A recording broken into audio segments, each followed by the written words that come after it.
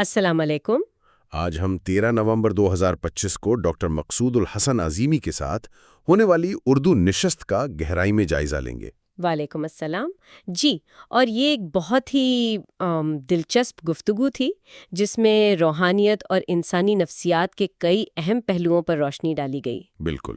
اور ڈاکٹر صاحب کا انداز ہی اتنا خوبصورت ہے کہ وہ مشکل سے مشکل بات کو بھی روزمرہ کی مثالوں سے بالکل آسان کر دیتے ہیں۔ جی، بات سیدھی دل میں اترتی ہے۔ تو آج ہم نے سوچا کہ اس نشست میں جنون، نفس، خوشی اور روحانی شاگردی جیسے موضوعات پر جو بات ہوئی اس کو ذرا کھول کر سمجھنے کی کوشش کرتے ہیں۔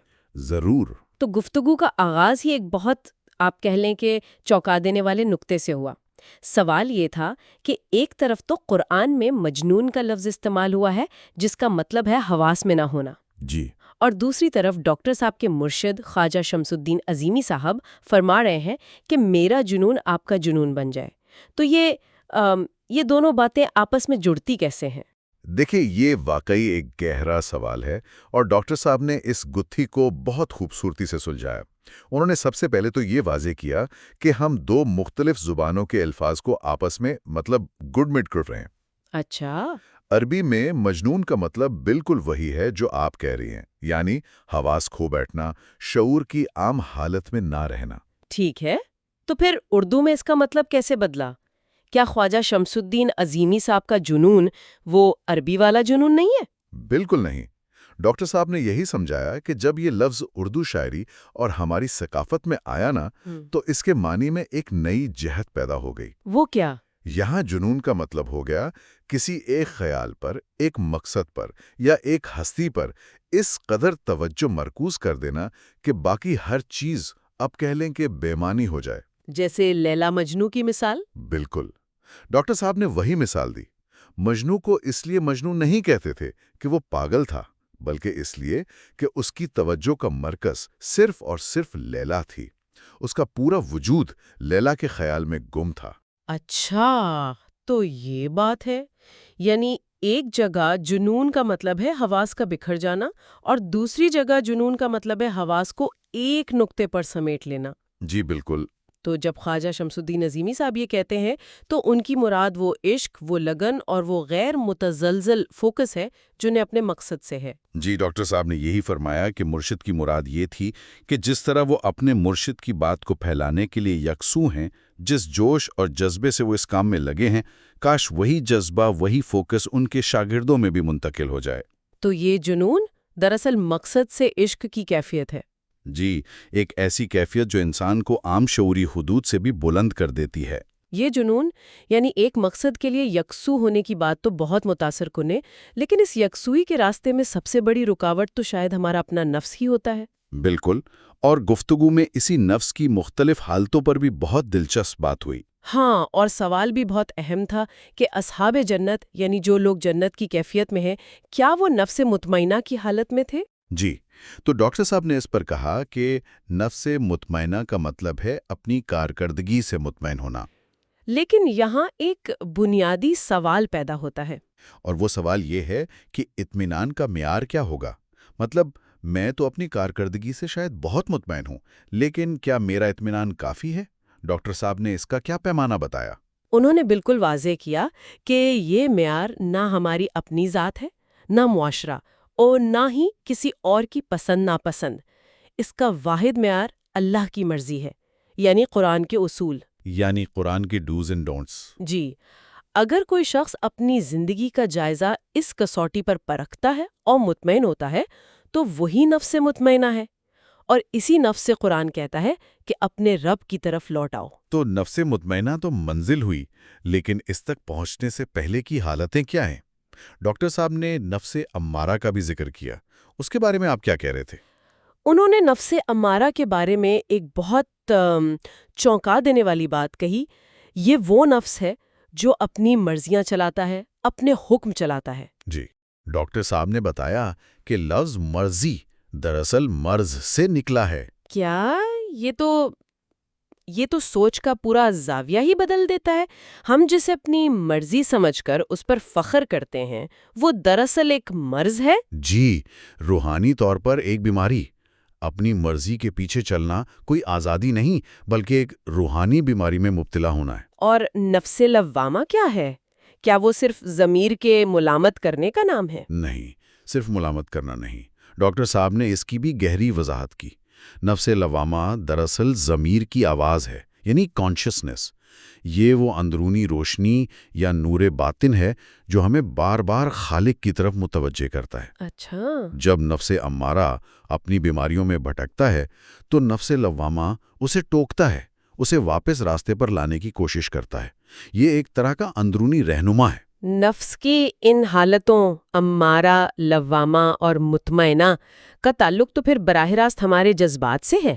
ہمارا اندرونی منظرنامہ ہی طے کرتا ہے کہ ہم خوشی محسوس کرتے ہیں یا غم۔ بالکل۔ اسی سے جڑا ایک سوال ڈاکٹر صاحب سے پوچھا گیا کہ اس خوشی کی اصل حقیقت کیا ہے، اور ان کا جواب ہماری عام سوچ سے بالکل الگ تھا۔ جی، سوال یہ تھا کہ اگر خوشی تھاٹ لیس یعنی بے خیال ہو جانے کا نام ہے تو شدید غم میں بھی تو انسان کبھی کبھی بے خیال یا سکتے کی حالت میں چلا جاتا ہے۔ پھر ان دونوں میں فرق کیا ہے؟ ہاں، یہ بڑا اہم نقطہ ہے۔ ڈاکٹر صاحب نے اس کی تردید کی اور اپنے مرشد کا ایک بنیادی اصول دہرایا کہ خوشی اور غم اطلاع میں معنی پہنانے کا عمل کا نام ہے۔ یہ ایک بہت گہرا جملہ ہے۔ یعنی کوئی واقعہ اپنے آپ میں خوشی یا غم نہیں ہوتا، بلکہ ہمارا ذہن اس واقعے کی خبر کو جو معنی دیتا ہے اس سے جذبات پیدا ہوتے ہیں۔ بالکل۔ میرے خیال میں اس کو سمجھانے کے لیے انہوں نے اسٹاک مارکیٹ کی مثال دی تھی۔ جی، اور وہ ایک بہترین مثال تھی۔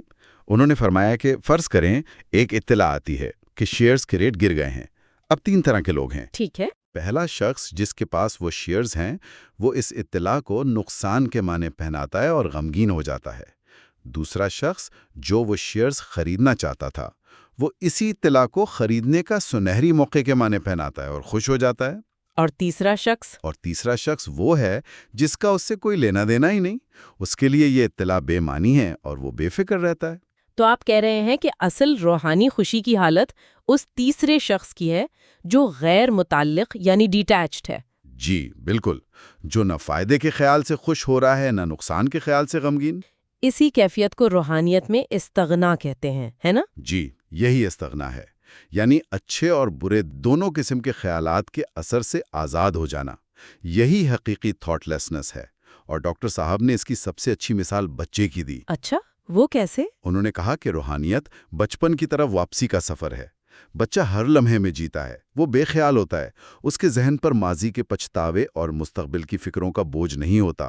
بچپن کی طرف یہ واپسی اور خیالات سے آزادی کا سفر تنہا طے کرنا تو بہت مشکل لگتا ہے۔ ہم تو ہر وقت معلومات کی ایسی دنیا میں رہتے ہیں جو ہمیں ہر لمحہ معنی پہنانے پر مجبور کرتی ہے۔ صحیح بات ہے۔ تو گفتگو میں پھر اس نقطے پر بات ہوئی کہ اس سفر میں ایک روحانی استاد یعنی مرشد کا کیا کردار ہوتا ہے؟ جی، اور اس حوالے سے ایک بہت تکنیکی سوال پوچھا گیا کہ جب کوئی شاگرد اپنے مرشد کے حلقے میں آتا ہے تو اس کے اندر مثبت اور منفی روشنیوں کا نظام کیسے بحال ہوتا ہے؟ ہاں، یہ تھوڑا پیچیدہ موضوع ہے۔ ڈاکٹر صاحب نے اسے سمجھانے کے لیے کلندر بابا اولیاء رحمۃ اللہ کا حوالہ دیتے ہوئے فرمایا کہ انسان کے اندر روشنی کی 2 روئیں بہتی ہیں۔ ایک رو نقطۂ ذات سے جسم کی طرف آتی ہے، جس میں علوم لدنیہ یعنی اللہ کی طرف سے آنے والا علم ہوتا ہے، یہ خالص نور ہے۔ اور دوسری رو اس کے برعکس جسم سے نقطۂ ذات کی طرف جاتی ہے، جس میں ہمارے دنیاوی تجربات اور حواس کا علم ہوتا ہے۔ جی، تو جب ہم دنیا میں بہت زیادہ مگن ہو جاتے ہیں تو اس دوسری رو کا غلبہ ہو جاتا ہے۔ ڈاکٹر صاحب نے اس کیفیت کے لیے ایک بہت سخت لفظ استعمال کیا تھا۔ کیا لفظ تھا وہ؟ انہوں نے اسے روحانی اصطلاح میں تعفن کہا، جس کا مطلب ہے ایک طرح کا روحانی جمود یا آپ کہہ لیں کہ بدبو۔ تعفن؟ یہ تو بہت ہی چونکا دینے والی بات ہے۔ اس کا مطلب ہے کہ ہماری روزمرہ کی زندگی اگر بے لگام ہو تو روحانی طور پر زہرآلود ہو سکتی ہے۔ جی، جب انسان کا دھیان اور توانائی صرف باہر کی دنیا میں خرچ ہوتی ہے تو اس کی اندرونی روشنی گدلی ہو جاتی ہے۔ تو پھر ایک مرشد اس زہر کا تریاق کیسے کرتا ہے؟ ڈاکٹر صاحب نے بتایا کہ مرشد کا کام اپنی توجہ کی طاقت سے مرید کی بکھری ہوئی توجہ کو سمیٹنا ہے۔ جب مرید اپنے مرشد کی میگنیٹک فیلڈ میں آتا ہے تو مرشد کی طاقتور اندرونی توجہ مرید کی توجہ کو بھی باہر سے کھینچ کر اندر کی طرف موڑ دیتی ہے۔ اچھا۔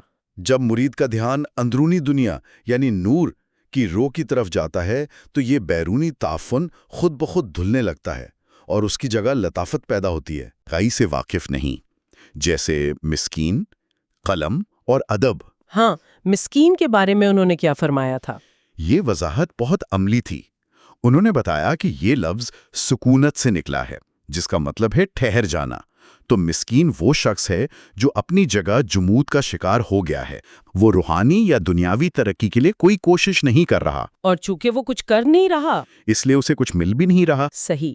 اور جب میں نے قلم کے بارے میں سنا تو میرے ذہن میں بھی وہی لکھنے والا قلم آیا، لیکن یہ بات سمجھ نہیں آئی کہ اللہ تعالیٰ نے انسان کو قلم سے سکھایا، جبکہ پیغمبر اکرم صلی اللہ علیہ وآلہ وسلم نے تو کبھی ظاہری قلم استعمال ہی نہیں کیا۔ جی، ڈاکٹر صاحب نے اسی تضاد کو حل کیا۔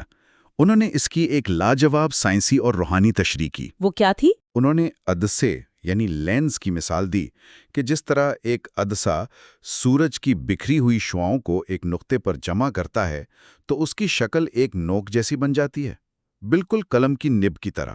اور اس میں آگ پیدا کرنے کی طاقت آ جاتی ہے۔ بالکل اسی طرح انسان کی بکھری ہوئی توجہ جب ایک نقطے پر مرکوز ہوتی ہے تو وہ قلم بن جاتی ہے، اور اسی سے انسان کچھ سیکھتا ہے۔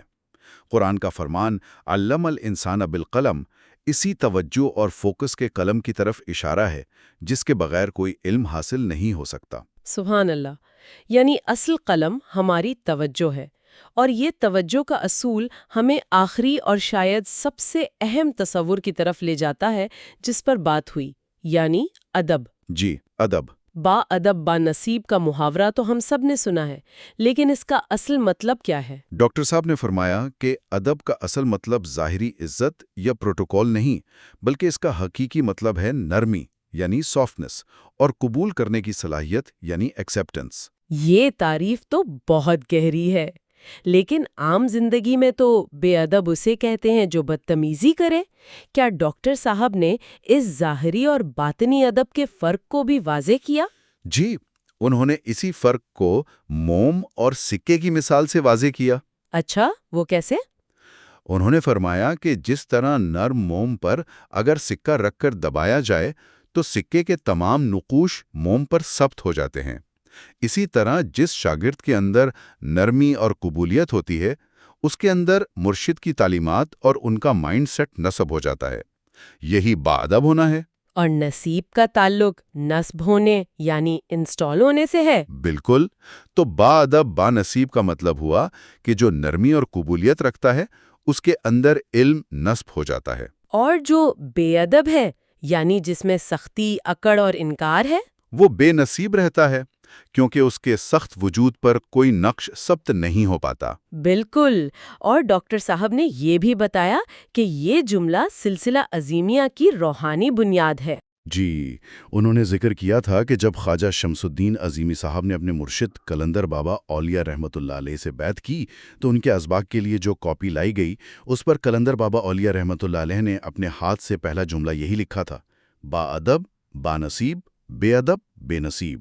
گویا روحانی علم کے سفر کی پہلی شرط ہی سیکھنے والے کا رویہ ہے۔ تو آج کی گفتگو کا خلاصہ یہ ہے کہ روحانیت دراصل اپنی توجہ کو قابو کرنے، اسے ایک مرکز پر لانے اور پھر اسے صحیح رخ دینے کا فن ہے۔ بالکل، چاہے وہ کسی مقصد کے لیے جنون کی حد تک یکسوئی ہو، خیالات کے بوجھ سے آزاد ہو کر حقیقی خوشی پانا ہو، یا ادب یعنی نرمی کے ذریعے خود کو علم کے لیے ایک قابل قبول ظرف بنا لینا ہو، ہر چیز کا مرکز وہی توجہ ہے جسے ڈاکٹر صاحب نے قلم کہا ہے۔ اور یہ ہم سب کے لیے سوچنے کی بات ہے کہ اگر ہمارا قلم یعنی ہماری توجہ ہر وقت بکھری رہے، کبھی سوشل میڈیا پر، کبھی دنیاوی فکروں میں، کبھی خواہشات میں، تو پھر ہماری زندگی کے صفحے پر کون سی تحریر لکھی جا رہی ہوگی؟ کرم اس ویڈیو کو اپنے ان دوستوں کو فارورڈ کریں جو روحانیت اور سلسلہ عظیمیہ کے بارے میں پوچھتے رہتے ہیں۔